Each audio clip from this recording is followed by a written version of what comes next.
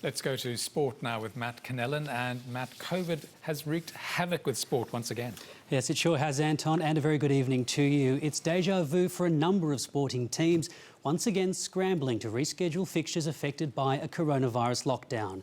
Collingwood, who played in Perth last week, has been forced into isolation just a day out from its 26th Anzac Day clash with Essendon at the MCG. The AFL has confirmed the blockbuster will go ahead as planned, though, in front of a crowd of up to 85,000, despite the Magpies' final training session being cancelled today. Visiting West Coast supporters were not allowed to attend the Eagles match in Geelong this afternoon, but the Eagles have been granted permission, to fly back to Perth this evening on a charter flight. We've had fantastic support from the AFL as always. The AFL have contacted all the registered fans from the West Coast Eagles who are in Melbourne. All the West Coast Eagles players and staff cleared negative test results.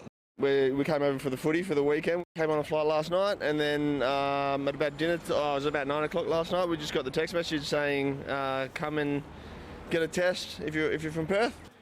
In the A-League, Brisbane Roar's match against Perth Glory has also been postponed. So too the NBL's Anzac Day clash between the Brisbane Bullets and the South East Melbourne Phoenix. The Australian motorsport community is reeling following 3 deaths in 2 days at the Targa Rally in Tasmania. Just a day after 68-year-old Shane Navin died in a crash, Lee Mundy and Dennis Neagle were killed in another incident just before midday today. Police are investigating both crashes and reports will be prepared for the coroner. It is the 5th fatal crash in the event's 26-year history. I've been watching the race through the morning, and it was just starting the race was hotting up. And they were hooting down the road, which drew my attention to it. And then just saw the green car coming down the hill, and he just veered off the road and bang into the gum trees. So it looked pretty serious right from the word go. Targa Australia CEO Mark Perry said this has been a devastating few days for the Targa family. We feel greatly for the family and friends who have lost those so precious to them. Hundreds of Arsenal fans protested outside Emirates Stadium at the English Premier League match against Everton this morning, calling on owner Stan Kroenke to leave the club amid anger over his decision to join the now doomed European Super League. Coach Mikel Arteta called the scenes a distraction after his side lost 1-0 to the Toffees. Liverpool manager Jurgen Klopp hopes tensions ease soon so teams and fans can focus on the football.